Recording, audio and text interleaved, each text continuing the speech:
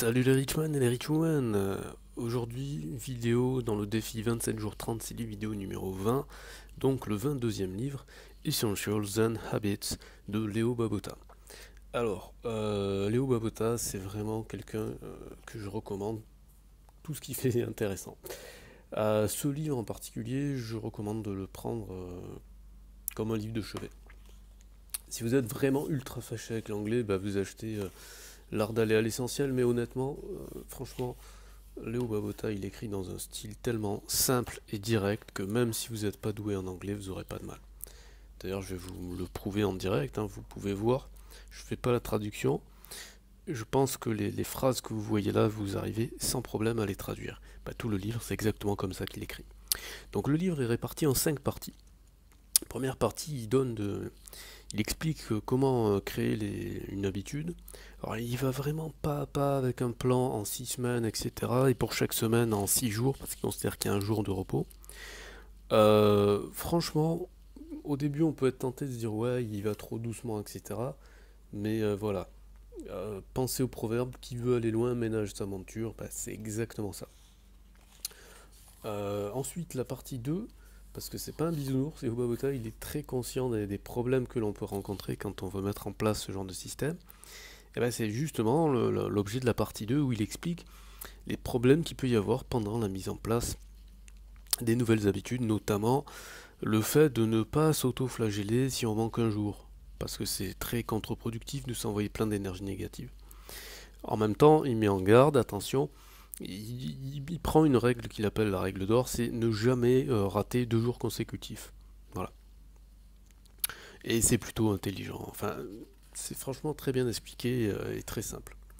Ensuite, dans la partie 3, il passe à le fait de la méthode pour supprimer une mauvaise habitude. Et alors attention, il met vraiment en garde, hein, et il a tout à fait raison. Ne pas chercher à commencer par supprimer des habitudes, non, toujours commencer par créer de nouvelles bonnes habitudes avant de supprimer de nouvelles habitudes. Donc c'est-à-dire que le livre, il faut le lire dans l'ordre. Il ne faut pas se dire, ah ouais, moi j'ai plein de mauvaises habitudes que je vais enlever, hop, je vais aller direct à la partie 3. Non, non, non. Même si c'est votre cas, vous devez d'abord créer de nouvelles bonnes habitudes. Et même une fois que vous avez déjà commencé à créer de nouvelles bonnes habitudes, quand vous allez commencer à supprimer des mauvaises habitudes, il va falloir créer encore de nouvelles bonnes habitudes pour remplacer les mauvaises habitudes.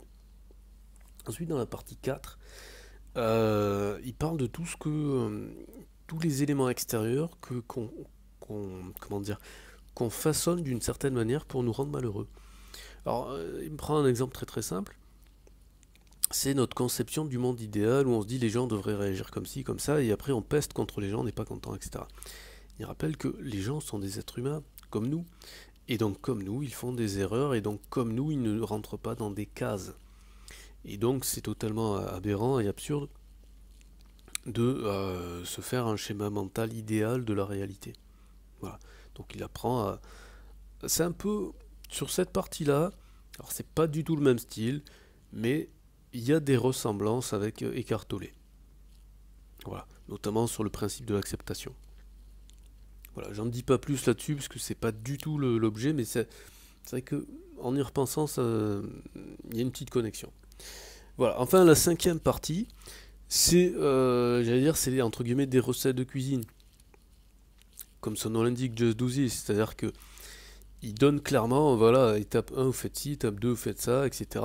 Donc là il est plus dans l'explication du pourquoi, du comment, il est vraiment dans le, voilà, si vous voulez mettre en place quelque chose, ben faites ça. Voilà. Cette partie-là, je recommande très fortement de ne la lire qu'après avoir lu les précédentes. Hein. Donc vraiment, c'est un livre que je recommande de lire dans l'ordre. Vous pouvez le voir, il est tout fin. Il fait quoi? Voilà, même pas 130 pages. C'est vraiment un livre que je recommande d'avoir sur soi, toujours sur soi. Voilà, donc, et surtout c'est un livre, attention, c'est un livre, on le lit pas dans le lit tranquillou avant de dormir. Enfin, on peut le lire si vous lisez où vous voulez, hein, vous êtes libre. Mais donc c'est un livre pour mettre en place, pour mettre en œuvre, pour mettre en action, d'accord? Toujours pour passer à l'action. J'espère que cette vidéo vous a plu, donc c'est en direct du Caire, là il est 7h du matin.